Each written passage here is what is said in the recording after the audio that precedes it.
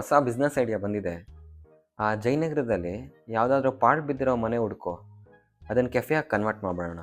ಈ 90s ನಾಸ್ಟಾಲಜಿ ಅಂತ ಈ ಖಾರ ಬನ್ನು, ಈ cup cake, honey cake, apple cake ಎಲ್ಲ ಅಯ್ಯಂಗಾರ್ ಬೇಕರಿಯಿಂದ ತಂದ್ಬಿಡೋಣ. 10-20 ರೂಪಾಯಿಗೆ ಒಂದು 150-200 ರೂಪಾಯಿ ಅಂತ ಮಾರೋಣ.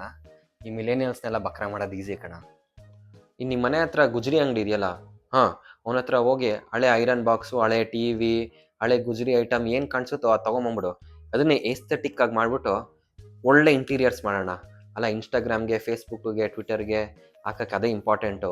ಫೋಟೋ ಚೆನ್ನಾಗಿದ್ರೇ ಜನ ಬರೋದು. ಈ ಡಿಕಾಕ್ಷನ್ಗೆ ನೀರು ಹಾಕ್ಬಿಟ್ಟು ಈ ಒಂದು 200 ರೂಪಾಯಿಗೆ ಮಾರೋಣ. ಆಮೇಲೆ ಈ ಲಾಚ ಪಾಚ ಮಾಚ ಅಂತ ಏನೋ ಬರುತ್ತಲ್ಲ, ಈ ಕಷಾಯ ಥರನೇ ಇರುತ್ತೆ, ಅದಕ್ಕೆ ಇಂಗ್ಲೀಷ್ ಹೆಸ್ರು ಹಾಕ್ಬಿಟ್ಟು ಅದನ್ನು ಒಂದು 200 ರೂಪಾಯಿಗೆ ಮಾರೋಣ. ಅದು ಬಿಟ್ಟು ಈ ಕ್ರೊಸಾಂಟು ಪೇಸ್ಟ್ರಿ ಮೇಸ್ತ್ರಿ ಎಲ್ಲ ಬರುತ್ತಲ್ಲ, ಅದನ್ನೊಂದು 400 ರೂಪಾಯಿಗೆ ಮಾರ್ಬಿಡೋಣ. ಈ ಜೆನ್ಸಿಗಳನ್ನ ಬಕ್ರ ಮಾಡೋದು ಈಸಿ, ಅವರೇ ಆ್ಯಕ್ಚುಲಿ ಜಾಸ್ತಿ ಬಿಲ್ ಕೊಡೋದು. ಇದನ್ನೆಲ್ಲ ಮಾಡೋಣ, ಬರೀ ಎಕ್ಸಿಕ್ಯೂಷನ್ ಒಂದು ಬಾಕಿ ಇರುತ್ತೆ. ಎಲ್ಲ ಆಯಿತು. ಈಗ ಇನ್ ಕೇಸ್ ಪ್ಲಾನ್ ವರ್ಕೌಟ್ ಆಗಿಲ್ಲ ಅಂದರೆ?